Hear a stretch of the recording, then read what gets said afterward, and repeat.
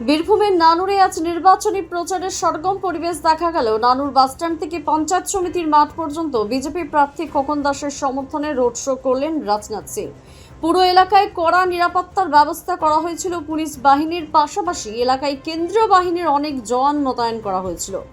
রাজনাথ সিংকে এক নজর দেখতে রাস্তার দুধারে ভিড় করেন নানুরের বহু মানুষ। সব মিলিয়ে আজকের এই রোড শোকে ঘিরে এলাকায় উৎসাহ চোখে পড়ার মতোই ছিল। बंगाल में इस समय कई सार्वजनिक सभाओं को संबोधित करने के बाद और कई रोड शो करने के बाद मैं इस नतीजे पर पहुंचा हूं। और मैं ही नहीं बल्कि हर प्रबुद्ध नागरिक यह मानता है कि इस बार पश्चिमी बंगाल में भारतीय जनता पार्टी की सरकार बनने जा रही है। क्लियर मेजॉरिटी के साथ हमारी सरकार बनने जा रही है।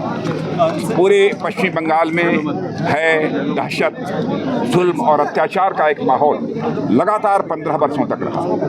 लेकिन पश्चिमी बंगाल की जनता ने बराबर टीएमसी को 3-3 बार का मौका दिया। 15 वर्षों का समय, मैं समझता हूँ किसी राज्य के विकास के लिए 15 वर्षों का समय यह कम नहीं होता है। देश में बहुत सारे ऐसे राज्य हैं जिन राज्यों ने केवल 5-8 वर्षों के अंदर ही अपने राज्य का विकास तेजी के साथ किया है। पहले इस पश्चिमी बंगाल का कंट्रीब्यूशन, योगदान, जो देश की अर्थव्यवस्था में जो 10% हुआ करता था, टीएमसी के आने के बाद वो घटकर 5% तक पहुंच गया है। ऐसे हालात हो गए हैं। लोग यहाँ भय और दहशत के माहौल में अपनी किसी तरीके से ज़िंदगी गुजार रहे हैं। इसलिए मैं पश्चिम बंगाल की जनता से अपील करना चाहता हूँ, इस बार परिवर्तन होना चाहिए। और यहाँ की माताओं बहनों को भी ये विश्वास दिलाना चाहता हूँ कि आप भारतीय जनता पार्टी के हाथों को मजबूत करिए। हम इस देश की, हमारे प्रधानमंत्री मोदी जी इस देश की महिलाओं को लोकसभा और विधानसभाओं में 33% का आरक्षण देने के लिए पूरी तरह से प्रतिबद्ध हैं। आज नहीं तो कल यह होकर ही रहेगा। सर, कितने सीट आएंगे? देखिए, नंबर ऑफ सीट्स के बारे में मैं फोरकास्ट नहीं कर सकता हूं, लेकिन इतना मैं जरूर कहना चाहता हूं कि क्लियर मेजॉरिटी हासिल होगी भारतीय जनता पार्टी को। और इस पॉसिबिलिटी को भी रूल आउट नहीं किया जा सकता कि यहाँ पर भारतीय जनता पार्टी को 2/3 मेजॉरिटी हासिल हो। मैं यहाँ की जनता से ये अपील करना चाहता हूँ, इतनी कड़कड़ाती धूप के बावजूद इतनी बड़ी संख्या में लोग इस पद यात्रा में मौजूद थे। लगता है कि अब लोगों ने मन बना लिया है कि यहाँ के बीजेपी के कैंडिडेट खोकन दास को भारी मतों से विजय दिलाकर वह पश्चिमी बंगाल की विधानसभा में भेजेंगे। महिला आरक्षण का टीएमसी ने विरोध किया है, इसका नहीं, टीएमसी ने, डीएमके ने, कांग्रेस ने, समाजवादी पार्टी ने, सभी ने विरोध किया है।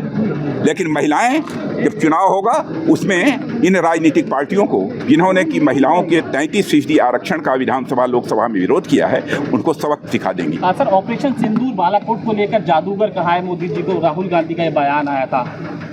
नहीं, वो उस पर जो बोलना था मैंने 1 मिनट में बोल दिया था संसद में। आप चिंता मत करिए। बहुत बड़ी ऑपरेशन सिंदूर मैं समझता हूं कि अब तक की एक बहुत बड़ी सक्सेस थी और मैं इसके लिए अपने सेना के बहादुर जवानों को बधाई देता हूँ। হ্যাঁ, একদমই। দেখো, তোমাকে জানিয়ে রাখি, নির্বাচনের দিন যতই এগিয়ে আসছে আর দেখা গেলে আর 72 ঘন্টা বাকি নির্বাচনের, 23শে এপ্রিল নির্বাচন, সবাই জানে সেই বিষয়টি।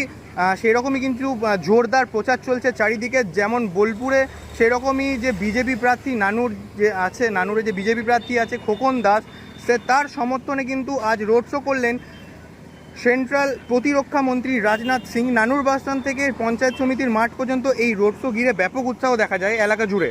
তার সাথে রাজনাথ সিংকে এক নজর দেখতে কিন্তু রাস্তার দুধারে ভিড় জমান বহু মানুষ। সেরকমই নিরাপত্তা কড়াকড়ি ছিল চোখে পড়ার মতো। পুলিশ কর্মীদের পাশাপাশি মোতায়েন ছিল বিপুল সংখ্যক কেন্দ্রীয় বাহিনীর জওয়ান। রোড শোকে কেন্দ্র করে নানুরের রাজনৈতিক আবহে বাড়তি উত্তেজনা ও উৎসাহ লক্ষ্য করা যায়। দ্য সহজ পাঠ, সহজ কথা, সঠিক তথ্য।